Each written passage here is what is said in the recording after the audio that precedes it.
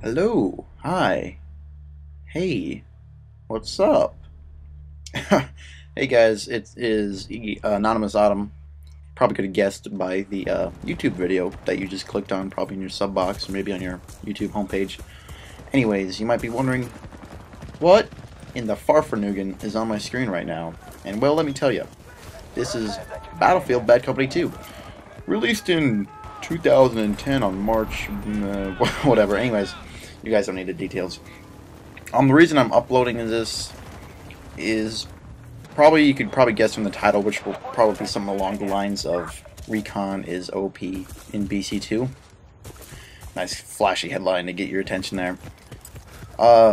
Anyways, the point of this commentary is I'm just going to give my thoughts and opinions.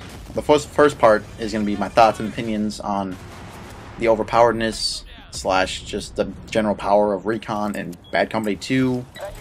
And then the second part of this is going to be comparing Bad Company 2 and BF3, or rather, what I like about both of them. And then I probably will just give my verdict on which I like better. So, to kick things off, the whole reason I got the inspiration for this commentary, or not the inspiration, the whole kind of reason I did this, is because I stumbled across a larger Battlefield YouTuber's channel. I was watching one of his videos, and this guy is famous for his, how you say, sniping, his quote-unquote aggressive recon. And I was looking at the YouTube comments on one of his videos, and somebody said that Recon was really overpowered in BC2, and I was like, yeah, I can agree with that, that makes sense. And he's just like, nope, not overpowered. And okay, I was kind of confused by that, and his reasons are because he didn't see it in competitive play in BC2. What he saw, rather, was MG36 medics and UMP45 engineers. Like, that's all he saw. And that's a bullshit. That's just bullshit reason why it's not overpowered. That's like saying, I don't even know. That's like saying nuclear missiles aren't overpowered because they're not used in, modern day Battlefield. No, nukes are way overpowered, man. They can destroy tens of cities, can annihilate millions of people in an instant. Shit's overpowered, man. They should nerf nukes. Anyways, I just gotta say that's a completely bullshit argument that he's got there, and feel free to disagree with me down in the comments. But now I'm going to give my thoughts and opinions on BC2's Recon and why it's overpowered. So first of all, it lies in the bolt-action sniper rifles. These are just ridiculous guns. And don't get me wrong, I love Recon. I love this class in BC2. In fact, for the last 250 hours of the 570-ish that I put into the game, I played almost solely Recon in this exact manner. Either with this rifle, the GOL, the M95, M24, etc., etc. So I'm not saying Recon's overpowered because I kept getting owned by it. I mean, you rarely saw people using Recon in this kind of way. I mean, it would be like 1 in 1,000 games that you'd see someone running this kind of setup. And maybe it's not because they couldn't, or just that they didn't want to. I don't know. But the point is that you didn't see it a lot, and so it's not like I was getting, destroyed by it all the time, and now I'm all, pissed off about it. That's not the case. In fact, I've only come to this revelation really recently. Like, when I was playing BC2, I really didn't put any thought into, just how powerful the Recon kit is in this game, and it is arguably, in my opinion, probably the most versatile and powerful kit in this game, and here's why. Okay, like I was stating earlier, the bolt-action rifles. Now, they're able to get a one-hit kill at any range. Any range. This is reflected in none of the other weapons. Okay, up to 25 meters or whatever with the bolt-actions, you can get a one-hit kill to anywhere on the body, right? Well, in addition to this, you can also get a headshot at any range and still get a one-hit kill. Now, this gives godlike powers to the Recon. They can reach out and touch you all the way across the map Or they can, you know, just quick scope you from 2 feet away, and then you're completely done. Ooh, that was nasty. That's probably the only time I've ever done that shot. That was pretty disgusting. 180, no scope. Anyways, complete luck. And well, situational awareness too. That'd be a lesson. Look at your mini map every so often. Anyways, like I was saying, you can get a one-hit kill at any range. It's perfectly viable. I mean, sniper rifles excel at long range because, well, frankly, they're sniper rifles. That's their job. But also at close range, if the player is smart enough and doesn't, you know, overplay the sniper rifle, they can kill or they can outgun any weapon. Any weapon. And you'll actually see in this gameplay that I actually beat a USAS-12 a couple of times, or a Sega, or an 870. Or I think even a 40mm shotgun at this point, which is the most powerful shotgun in the game because of just its high pellet damage. Anyways, the fact is, this gun can beat any gun at close range, even a shotgun, which is a little ridiculous to me. It doesn't narrow enough its role. It's too powerful. It covers too broadly of a niche. You know, in fact, that's not even a niche. It's just like it covers SMG, assault rifle, sniper rifle, shotgun, everything. It's the dynamite to the rock, paper, and scissors. It doesn't matter what you have. You're just gonna get destroyed. It's simple as that. However, if the player does suck, you're probably gonna win. But that's the same case for every other weapon. But the fact is that because the sniper rifle is so powerful, it enables even, you know, a not as great player to do well. And I'm nowhere near as good as some of the other people in this game, but I still do very well with the sniper rifle. In fact, this was my first game of BC2 in arguably 8 months. My first legitimate game. I played like a half round of Rush, and ended up getting spawn trapped, and I didn't really kill anybody. But this is arguably my first round of BC2, and probably, I don't even know. I don't remember when I last played, honestly, before this. So it was a while. And I actually had to jack up my sensitivity. Back in the glory days of BC2, I played in, like, glory days. I played about 1/3, maybe 1/4 sensitivity. And I jacked up to about half, maybe 3/4, maybe 2/3, I'm not sure. And it felt a lot like BF3 at that point, except for the movement. Movement still felt BC2-ish, but the turn, and the fluidity of turning felt a lot like BF3. So, anyways, like I was saying, not only does it have just ridiculous anti-infantry capabilities. I mean, seriously, the sniper rifle is just so good against infantry. But it's also got just absolutely insane ability to destroy vehicles. I mean, the majority of vehicles in BC2 are land vehicles, right? So, you know, 75% of the time, you're going to be able to take out whatever vehicle is harassing you.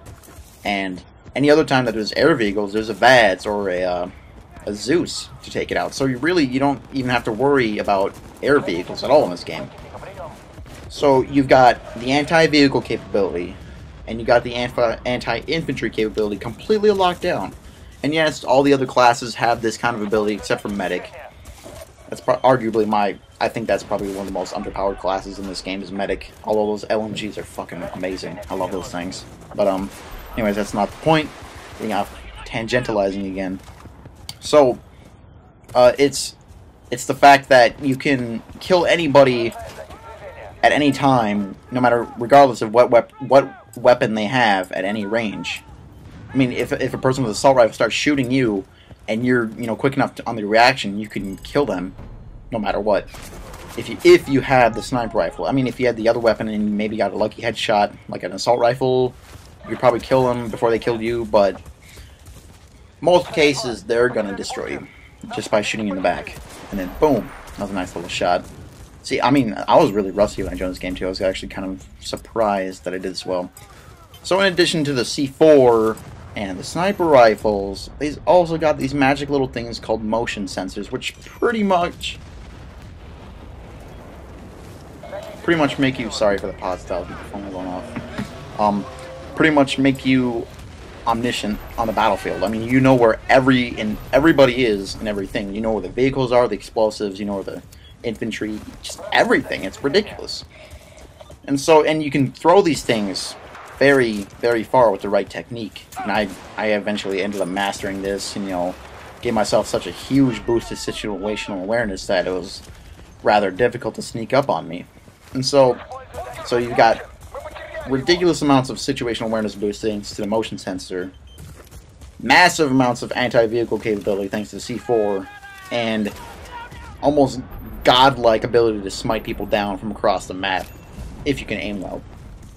It's these three things that all coupled to make me think that Recon is very, very overpowered in this game. And you can disagree if you like. I totally open your opinions, and if you don't think it is and you've got good reasons, then awesome. I'd really like to hear from you guys, actually. I'd really, really like to hear your opinions on this, because just from my group of people, we all agree that Recon is overpowered in this game.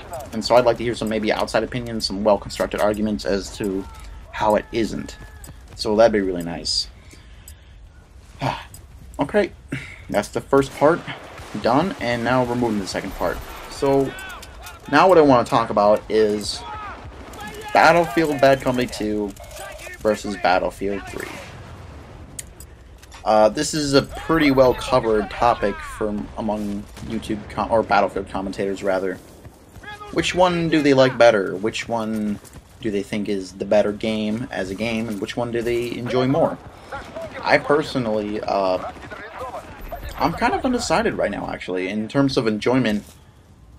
BF3 can be, like, insane amounts of fun. Like, more fun than I've had in this game.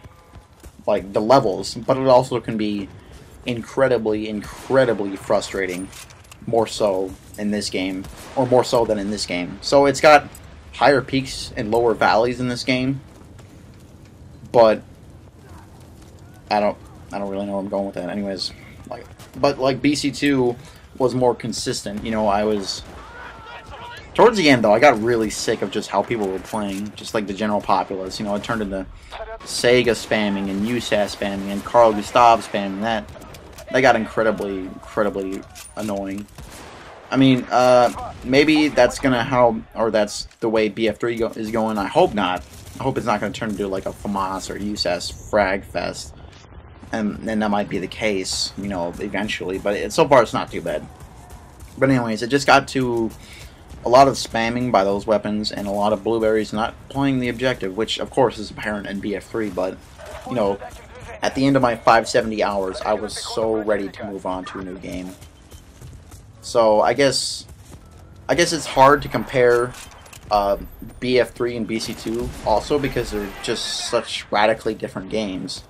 You know, BC2 is far more infantry based. You know, there's conquest maps that are based solely on or most conquest maps in this game are based solely on infantry almost. And there's also a lot less emphasis on vehicles. I mean, you can still completely win a conquest map whether you use a vehicle or not. I mean, you can do this in BF3, but it's a lot more difficult simply because there's not only a higher volume, or not in volume, but just higher number of vehicles, and also because the maps are just so much larger. You know, it kind of, the map size sort of necessitates the use of vehicles in order to achieve victory, which is great. I think that's awesome. I love vehicles. That's what I love so much about the Battlefield 3 series, or not the Battlefield 3 series, the Battlefield series, is the incorporation of vehicles into the core gameplay. And I love infantry too. I love both. I'm equally happy doing both. So it's not like a big deal to me. And I think, in my opinion, I think Bad Company 2's maps were better for their respective game modes. Like Heavy Metal. You didn't see Heavy Metal Rush for a reason, because it's just so huge and open, and there'd be no way to, you know, sort of control a linear path, which is what Rush is based on. It. I mean, you can easily tell the Rush maps from the Conquest maps. The Rush maps are much more linear, more narrow, compared to the Conquest maps, which are generally in circles compared to lines. And that's great. I used to play a lot of Rush. I don't really anymore, simply because it requires more effort from the entire team, as opposed to just one squad. Like, one squad can turn around a game of Conquest pretty easy. My squad does it a lot without trying to sound too braggy and arrogant, but whereas BC, or not BC, but Rush requires a lot more coordinated team effort from the entire team rather than just a few. Anyways, I feel like the BC2 Conquest maps were better because they didn't try, because I feel like BF3 is more based on around Rush. You see a lot more narrow, sort of linear maps.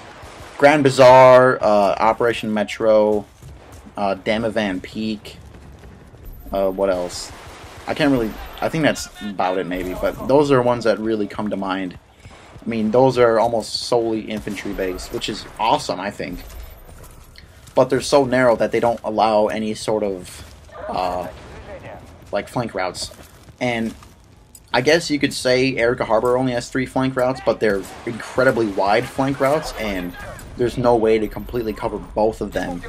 And the map is a lot wider in terms of playable space than some of the other maps in BF3, the infantry maps, like Operation Metro. I could go on for like an hour and a half about how much I hate that map and how much is wrong with that map and how much it represents or doesn't represent Battlefield at all. I mean, at least in the Conquest variant, there's no vehicles. It's 3 movement routes. I wouldn't even call them flank routes because only one of them really or gives you the opportunity to flank. I mean, it's clearly a rush map. But anyways, I feel like BC2's maps were or not more better, but just better in general for their respective game types. Because like, I really liked Port Valdez Conquest. Or not Conquest, but Rush, but I absolutely despised it as Conquest because of the fact that it was so linear and so narrow. But it functioned well as a Rush map. However, I didn't really like Nelson Bay as a Rush map, or as much as I liked it as a Conquest map, simply because it's a lot wider and more of an oval shape. I almost said ovular, although it sounds like something with ovaries. Anyways. It's a much more rounded shape compared to a more lined shape, and I mean, I think the maps in general were just better in BC2. To sort of repeat what I'm saying, I just like the maps more in BC2. However, something that I like about BF3, I'm not sure if you can hear that. I'm just looking at my notes here, on my computer. I think BF3 has far superior class balance. Recon is not overpowered. I would say Recon is underpowered in that game, simply for the fact that it doesn't have a lot of tools at its disposal. I mean, you can spot and you can move down spawn beacons, but it's really, really defensive and really kind of a support player. Oh, sorry, I just had to burp. But it's that guy's mad. I think I nemesis that guy like 6 kills in a row. That's why I kept that kill cam in. Good for you, buddy. You got killed 6 times. Anyways, I feel like the class balance was far superior in Battlefield 3. I feel like each class has a much more distinctive role. I mean, C4 is only to support class, whereas it was Assault, Recon, or I mean, it was distributed to Assault, both Assault and Recon. But in that way, it sort of narrows down the C4 role to support, which I'm okay with. And then it gives Recon, you know, the more spotting function. It's not the most glorious role in the game, and it's certainly not it's probably the least valuable to the team, but it still can be pretty damn useful. Like Mavs are a pretty good tool for just doing anything, or not doing anything, but doing their job. They're really good about that. But shit, what was I gonna say? Okay, yeah. So BF3 is better class balance, is what I'm trying to say. And so one thing that I don't like about BF3 though is its weapon characteristics. And what I mean is the damage per bullet and just the general handling and feel of the guns. What I really liked about BC2 is just the sheer variety of the feel across the different guns. None of the assault rifles really felt the same. You know, the Abacan was a really good gun. It was a 2-shot burst, but it felt vastly different from the M16, which served, you know, a far different role than like the F2000, the M416, the AEK, the M16, A94. They all just served wildly different roles, and they all performed well in their own respective role, which is how the guns should be. Whereas in BF3, they all have similar damage characteristics, and the only thing that really differs between them is a little bit of their recoil, but mostly the main differences are their rounds per minute, how fast they shoot. And it looks like I am going over time, so I'll probably just throw in some BF3 gameplay at the end of this. I just need to pause this real quick.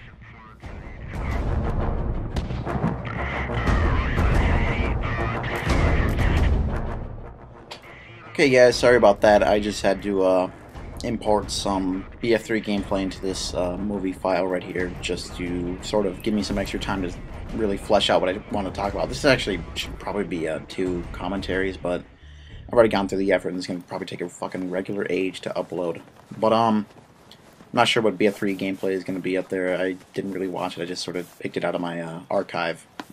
Anyway, so I was talking about the weapons and how they're all really similar, and that's something I don't like in BF3, is just the fact that they all feel pretty much similar. I mean, AK feels different from like the M16, but only because of its rounds per minute, not because that it hits any less harder than the other gun. So they all have very almost, I think they're actually identical damage statistics, except for the G3. Which is, I don't know, I don't really like that. That's something that really bugged me when I found out that just they all do the same amount of damage. I mean, across the weapon classes, they all do the same amount of damage. And I think carbines do 25 at close range, but they have probably higher, more steeper damage drop off. So the next thing that I had written down was that although BC2 had better weapon characteristics and handling, I feel like BF3 has much tighter, more smoother controls. And this is just navigating, the map, the playable area in general, as opposed to BC2. Although in BF3 I do get annoyed by the vaulting mechanic simply because it doesn't work as consistently as I would like it to. And sometimes, and actually more often than not, it actually gets you killed than saving your life by jumping over cover and stuff like that. So, but just the controls and like how your soldier moves across the battlefield, that just feels a lot smoother, and it doesn't feel so clunky, slow, and archaic like BC2 does. So that's what I really enjoy about this is the control feel difference between the 2 games. And so the next point that I had written down was BC2 had enhanced destruction, or not enhanced, but far more destruction it was destruction on a much larger scale. While I understand there are limitations to the Frostbite 2 engine, and they wanted to create these these living cities that you could blow up parts of them. And of course, the problem with BC2 though is that you can get entirely flat maps with no cover, if you go through a long play session. But I think that just provides that much more, what am I trying to say? Motivation. Provides that much more motivation to actually win the game and, move forward. Like in Rush, the entire map can just turn into a flat killing field. It looks like World War I, where it's just mud and just flatness, and it's just, as soon as you step out into no man's land, you're toast. But I feel like that provides a motivation to actually move forward, try and take the objectives, win the game as quickly as possible, and take as few deaths as possible while doing so. But although, like they said, BF3 is more micro destruction based as opposed to the macro destruction which BF3 had. Or not BF3, but BC2. Like in BC2, if you shot like a wall with your like a explosive or something, it would just poof up in smoke, and you see a couple of bits of debris go flying out, and then there wasn't a whole lot of detail. Whereas in BF3, you can see the like 75% of like the bricks that you blew away, and it's a lot more in depth, which I guess provides that sort of limitation to it.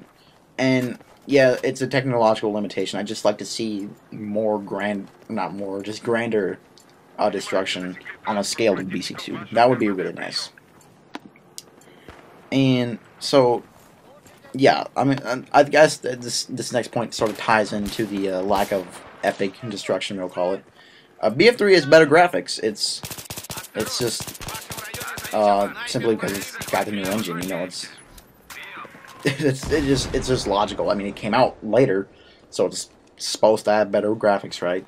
And it does. And I guess since the engine is so advanced that it's gonna, you know, put more, take its toll more on the machine, and therefore it can't both maintain this super high level of graphics while also maintaining BC2's level of destruction. I mean, it'd be probably too wearisome on the machine to sort of keep those two things going. Although I don't really know anything about like graphics and computers and processors and all that shit. And the next 2 points are actually also pretty related. BF3 has a much larger range of customization options. You've got attachments, you've got your camo color, you've got your vehicle unlocks and all this junk. Not junk, but cool shit.